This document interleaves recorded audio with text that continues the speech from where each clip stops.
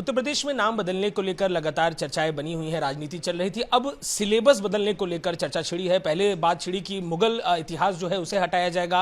अब नया मुद्दा है, उत्तर प्रदेश में पूर्व मुख्यमंत्री रहे सपा के मुखिया अखिलेश यादव कहते हैं कि जो प्रचलित कवि हैं उनकी कविताओं का हिस्सा हटाया जा रहा है। इस बारे में बात करने के लिए उत्तर प्रदेश की माध्यमिक शिक्षा मंत्री हमारे संग मौजूद है। मैम, पिछले 2 दिनों से खुद द्वंद्व का मैदान, द्वंद्व की कविता को लेकर सारी चर्चा थी। द्वंद्व का मैदान आपका विभाग बना हुआ है, क्लैरिटी दीजिए, सिलेबस बदल रहे हैं क्या आप लोग? मुगलों का इतिहास हटा रहे हैं? देखो, हम बताएं कि माध्यमिक शिक्षा विभाग विद्वानों का अखाड़ा है। इसमें जब तक चर्चाएं नहीं होंगी तब तक कौन जानेगा कि माध्यमिक शिक्षा विभाग क्या है। इसमें जो बातें आ रही हैं उसमें अब तक तो मुगल आ रहे थे, अब हमारे माननीय निराला जी और ये सब आ गए जो हमारे प्रसिद्ध कवि हैं। इसमें एक जानकारी मैं देना चाह रही हूँ कि हिंदी की पुस्तक केवल हमारे यूपी बोर्ड से छपवाई जाती है, वो एनसीईआरटी से नहीं ली जाती है। उसमें हमने किसी प्रकार का कोई भी परिवर्तन नहीं किया है, न 22 में किया है न 23 में किया है। और जो एनसीईआरटी की बुकें आएंगी वो हमारे लिए लागू, उसका पाठ्यक्रम हमें लागू करना पड़ेगा।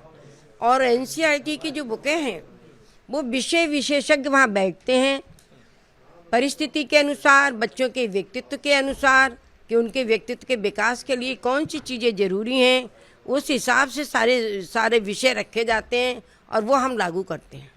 और जो जिक्र छेड़ा कि इतिहास से तमाम किरदारों को हटाया जाएगा, आप कैसे सोचते हैं? शिक्षा मंत्री के तौर पर लगातार विभागों से आपकी बात होती है, बातचीत छात्रों से भी होती रहती है। इन सब विषयों को जब आप देखती हैं तो अगर ये जो इतिहास का एक बड़ा हिस्सा है, मध्यकाल में जो मुगलों से जुड़ा हिस्सा है, ये हटाया जाता है तो क्या लगता है कुछ खास असर पड़ेगा? नहीं, हमने आपको बता दिया कि हमारी तरफ से कोई चीज़ नहीं हटाई गई है, किसी प्रकार का कोई परिवर्तन नहीं किया गया है। जो किताबें हमारे एनसीईआरटी से ली आती हैं उन्हीं को हम लागू करते हैं।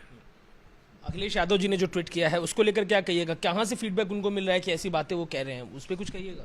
नहीं, विपक्ष का काम है अपनी बात कहना, लेकिन वो बात सकारात्मक होनी चाहिए और तथ्यों से पूर्ण होनी चाहिए।